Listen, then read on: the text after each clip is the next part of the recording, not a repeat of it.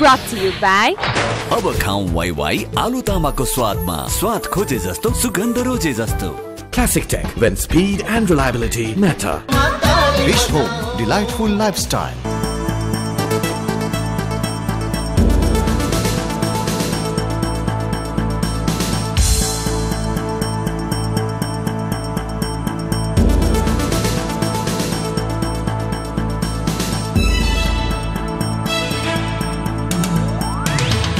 नमस्कार। सूचना सम्प्रेषणका लागि मात्र होइन, सामाजिक उत्तरदायित्वका लागि पनि प्राइम स्टोरीमा स्वागत छ। म रोहन श्रेष्ठ। दर्शकवृन्द, नेपालीहरूले भारतको नाकाबन्दीका कारण खेप्नु शास्ति खेपिरहेको छ। नाका सुचारू गर्ने विषयमा नेपालले पटक पटक गरेको आग्रहलाई भारतले सुने पनि नसुने चाहिँ गरी टार्ने गरेको छ। अहिले भारतले लगाएको नाकाबन्दीको विश्वभर आलोचना भइरहेको छ। आलोचना मात्रै होइन, बिस्तारै अन्तर्राष्ट्रिय दबाव भारतमाथि पर्न थालेको छ। नेपालले नाकाबन्दीका कारण भोग्नु परेको पीडालाई अन्तर्राष्ट्रिय मञ्चमा खरो रूपमा राख्न सुरु गरेको छ, जसको स्वदेशमा मात्रै होइन विदेशमा पनि चर्चा भइरहेको छ। यो हेर्नुहोस्। संयुक्त राष्ट्रसङ्घको मानव अधिकार सम्बन्धी 23औं विश्वव्यापी आवधिक समीक्षा बैठकमा नेपालले देशको अवस्थाका बारेमा विश्व समुदायलाई अवगत गराएको छ। स्विजरल्यान्डको जेनेभामा जारी बैठकमा नेपाली प्रतिनिधि मण्डलका प्रमुख एवं नेपाल सरकारका उपप्रधान तथा परराष्ट्र मन्त्री कमल थापाले देशले भोगिरहेको शास्तिको विवरण पेश गरेका हुन्। भारतको नाम नै नलिई उनले नेपालका बारेमा भारतले राखेको टिप्पणीको प्रतिवाद गरेका थिए। मन्त्री थापाले नेपालले शान्ति प्रक्रियालाई सफलताका साथ सम्पन्न गरेको तथा संविधान निर्माण गरी जनचाहना पूरा गरेको बताएका थिए। मन्त्री थापाको रिपोर्टमाथि टिप्पणी गर्दै भारतीय प्रतिनिधिले नेपालमा मानव अधिकार हनन भएको युद्धकालका मानव अधिकार विरोधी कदमको निष्पक्ष छानबिनमा आशंका उत्पन्न भएको तथा संविधान निर्माण भएपछि 45 जना मारिएको लगायतका विषय राखेका थिए। साथै भारतीय प्रतिनिधिले नेपालको संविधानमा त्रुटि रहेको र समस्याको हल शान्तिपूर्ण हिसाबले गर्नुपर्ने दबावमूलक अभिव्यक्ति दिएका थिए। साथै नेपाल भित्रको आपूर्तिमा भएको कठिनाई नेपालको आन्तरिक कारणले भएको भारतको प्रष्टीकरण थियो। भारतीय प्रतिनिधिको टिप्पणी नेपालको संविधानमा खोट देखाउनमा केन्द्रित थियो। Mr. President, the people of Nepal, having endured a devastating earthquake in April 2015, are facing another tough challenge during the ongoing political transition. Violence and instability in parts of Nepal has worsened in the run-up to and after the adoption of the Nepal's constitution in September 2015. Over 45 persons died, mostly civilians, and hundreds injured. Firings which had ceased just after the adoption of the constitutions have reoccurred. We are concerned over the lack of political progress. We note the concerns expressed by the UN human rights bodies, UN country team, and Nepal's own Human Rights Commission over continuing incidents of violence, extrajudicial killings, and ethnic discrimination in the country. We urge the government of Nepal to investigate and take credible measures to prevent their recurrence.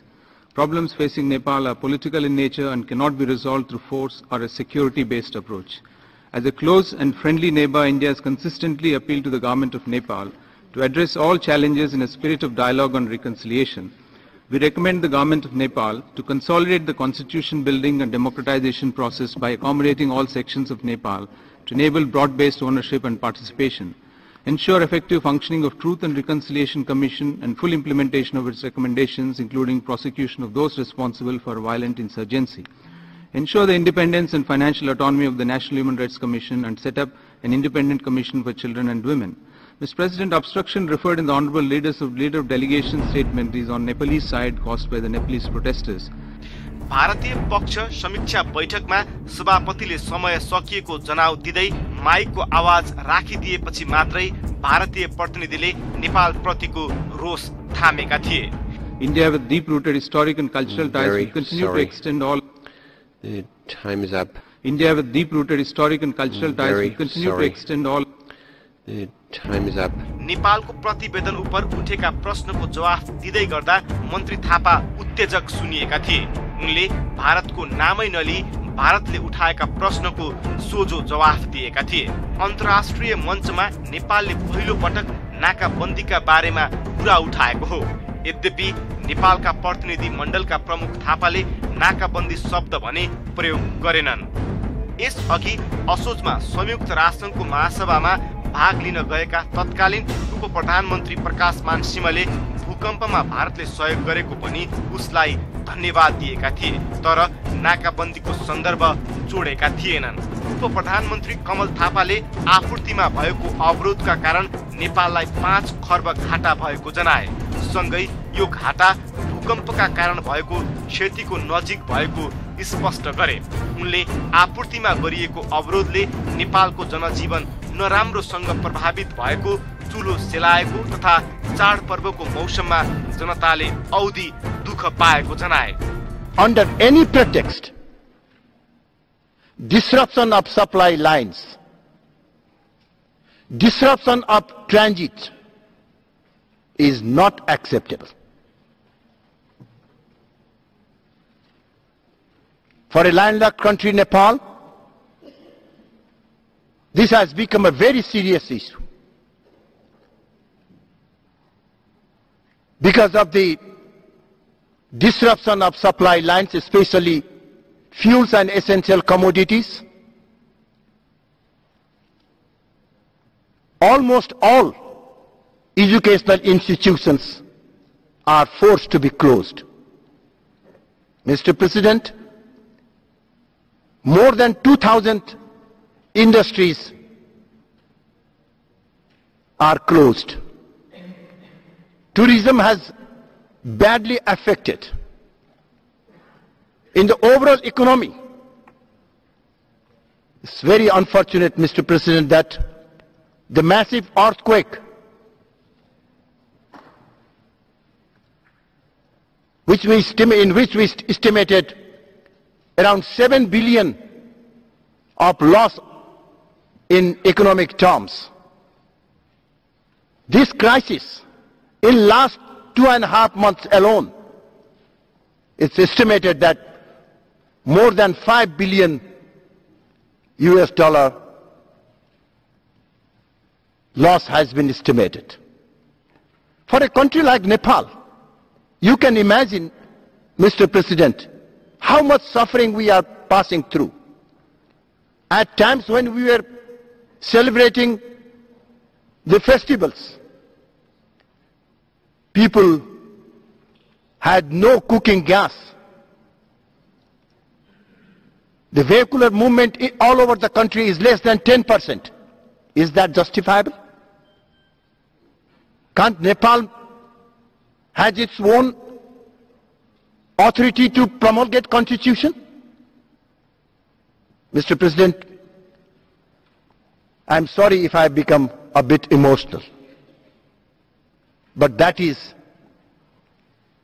I think, what we are suffering today. मन्त्री थापाले नेपालीले आफ्नो संविधान आफैले जारी गरेको र संविधानका विषयमा देखिएका असन्तुष्टि हल गर्न नेपाल आफै सक्षम रहेको बताएका थिए। उनले नेपालले मानव अधिकारको पालनामा कुनै कमजोरी नराखेको जनाउँदै नेपालले संविधान जारी गर्न किन नपाउने भनी प्रतिप्रश्न गरेका थिए।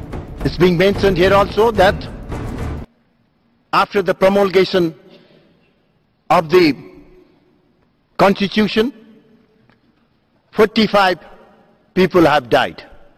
That is not true. Those unfortunate incidents had taken place before the promulgation of the Constitution. Yes, in the Madhes, the southern plain, in around 8 districts out of 75 districts,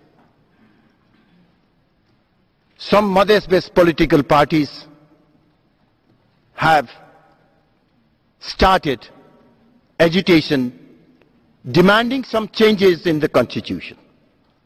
This is Nepal's internal problem, and we are competent enough to address those issues on our own. The present government has urged all the agitating political parties to come for dialogue. Mr. President, it's my pleasure that the government has entrusted me as head of the dialogue team. And we have already completed 4 rounds of dialogue with the agitating political parties. I believe that we will be able to resolve this crisis through consensus and within the framework of the Constitution. मानव अधिकार सम्बन्धी 23औं विश्वव्यापी समीक्षा बैठकमा नेपालले पारवन समस्यालाई अन्तर्राष्ट्रियकरण गर्ने प्रयास गरेको छ। तर अन्तर्राष्ट्रिय अनुबन्धन र कानून अनुरूप नेपालले कानूनी उपाय भने खोजिसकेको छैन। अन्तर्राष्ट्रिय फोरममा आवाज उठाउँदा भारतलाई राजनीतिक दबाव पर्दछ, तर त्यस्तो दबाव बाध्यकारी हुँदैन। अन्तर्राष्ट्रिय अनुबन्ध र कानूनका आधारमा अन्तर्राष्ट्रिय अदालतमा मुद्दा दायर गरेमा त्यस्तो मुद्दामाथि हुने फैसला भारतका लागि बाध्यकारी हुने जानकारहरूको भनाइ छ। सत्तारूढ दलहरूले भारतको कदमलाई नाकाबन्दी भने पनि सरकारले भने अहिलेसम्म नाकाबन्दी भनिसकेको छैन। सबैभन्दा ठुलो दल नेपाली कांग्रेसले त दलकै हैसियतमा पनि नाकाबन्दी भनेको छैन। बिहिबार प्रधानमन्त्री केपी शर्मा ओलीले नेपाल स्थित दात्री निकायका प्रतिनिधिसँग छलफल गरे। उनले भूकम्प पछिको पुनर्निर्माण र नाकाबन्दीका बारेमा छलफल गरेको बताइएको छ। प्रतिनिधिले चाहिँ नेपालको दात्री निकायहरूका प्रतिनिधिहरूसँग देशको अहिलेको परिस्थितिका बारेमा जानकारी गराउनुभयो र देशले अहिले बेहोरिरहेको भूकम्पपछि जुन ठुलो प्रकारको समस्या बेहोरेको थियो, अहिले नाकाबन्दीका कारण झन् ठुलो समस्या बेहोरिरहेको छ र पुनर्निर्माणको काम नाकाबन्दीका कारणले आपूर्ति व्यवस्थामा असहज परिस्थिति निर्माण भएको कारणले पुनर्निर्माणको कामलाई पनि त्यसले असर पारिरहेको छ भन्ने जानकारी गराउनुभयो। बिहिबार नै नेपाल स्थित अमेरिकी दूतावासले विज्ञप्ति जारी गरी नेपालमा गम्भीर मानवीय सङ्कट निम्तन सक्ने उल्लेख गरेको छ। साथै नेपालको पछिल्लो घटनाक्रमका बारेमा अमेरिकाको गहिरो चासो रहेको विज्ञप्तिमा उल्लेख गरिएको छ। सँगै दूतावासको विज्ञप्तिमा अमेरिका नेपाली जनता र नेपाल सरकारको साथमा रहेको उल्लेख गरेको छ। उपप्रधान तथा परराष्ट्र मन्त्री कमल थापाले देशले भोगिरहेको शास्तिको विवरण मात्रै पेश गरेनन् कि अन्तर्राष्ट्रिय मञ्चमा भारतीय पक्षले नेपालको आन्तरिक राजनीतिमा गरिरहेको हस्तक्षेपको पनि उजागर गरे। नेपालको सानो भन्दा पनि सानो कुरामा पनि भारतले गर्ने गरेको खोजी नीतिलाई यसपालि नेपालले राम्रैसँग प्रतिवाद गरेको छ। यहाँसम्म कि नेपालको आन्तरिक समस्यालाई सुल्झाउन नेपाली आफै सक्षम रहेको प्रष्ट जवाफ नेपालले भारतलाई मात्रै होइन अन्तर्राष्ट्रिय जगतलाई दिएको छ। यसै विषयमा थप चर्चा गर्नेछौं, तर यो ब्रेकपछि।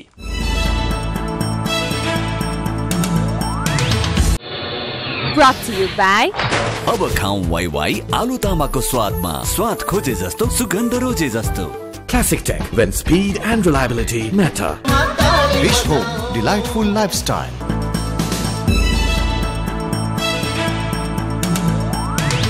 ब्रेकपछि पुनः स्वागत छ।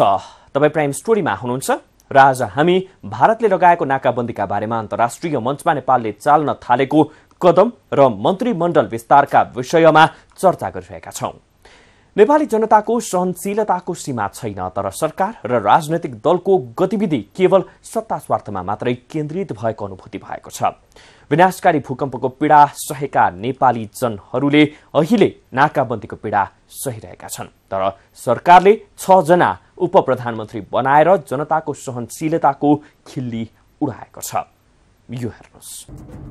भूकम्पपछि देश थला पर्यो। राजनीतिक दलले संविधान दिने र पीडितको दुखाइ कम गर्ने बताए। संविधान पनि आयो, तर संविधानले भूकम्प पीडितलाई झनै ओझेलमा पार्यो, किनकि संविधान जारी भएसँगै देशैभरि इन्धन अभाव निम्तियो।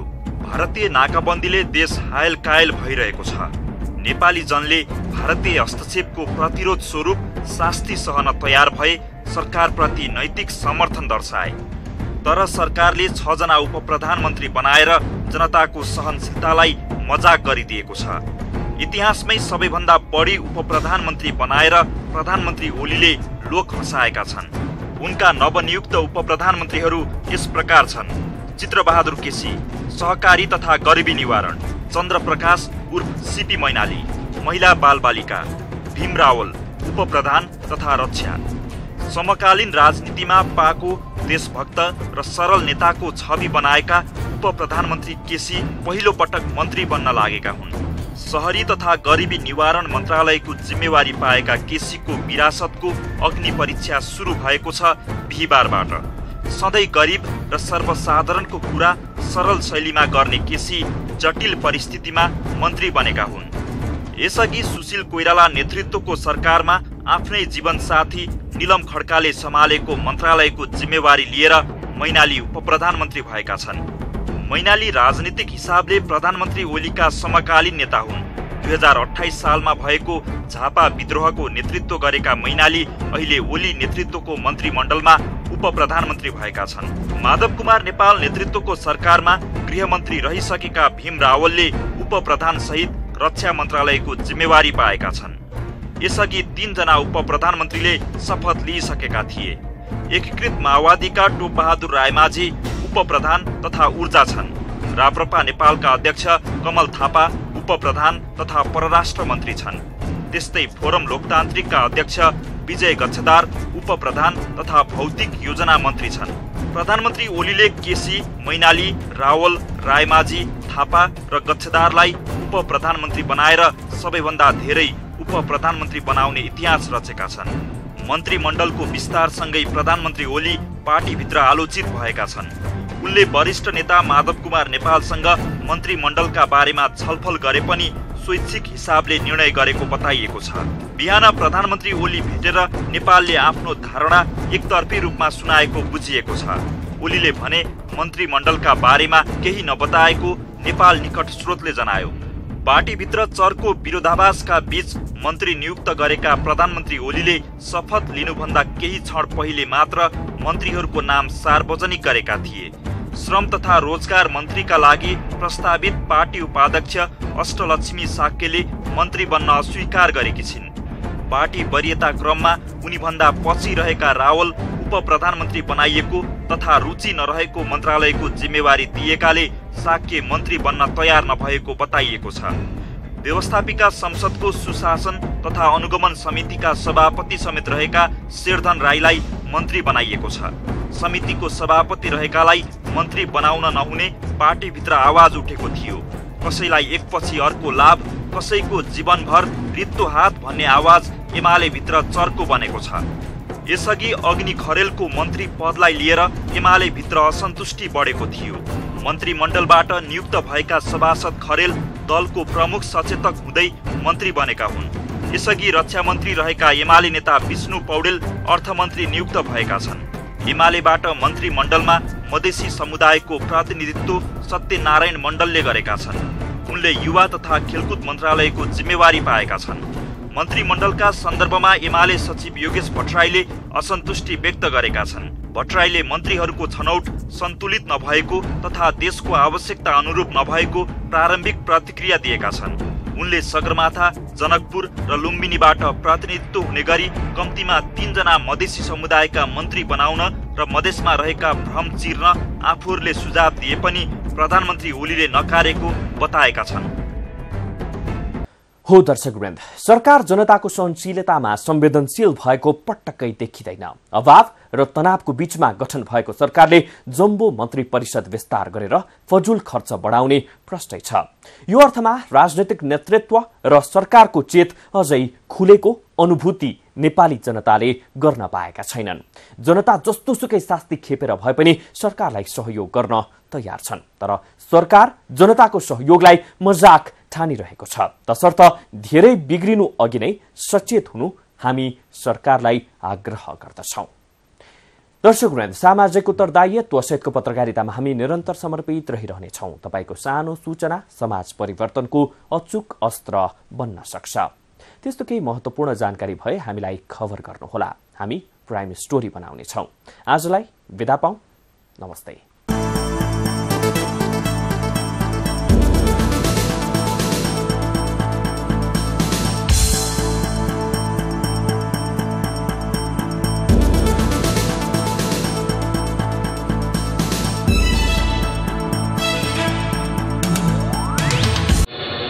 Brought to you by अब खाऊं वाई आलु तामाको स्वादमा स्वाद खोजे जस्तो सुगन्ध रोजे जस्तो Classic Tech, when speed and reliability matter. Wish Home, delightful lifestyle.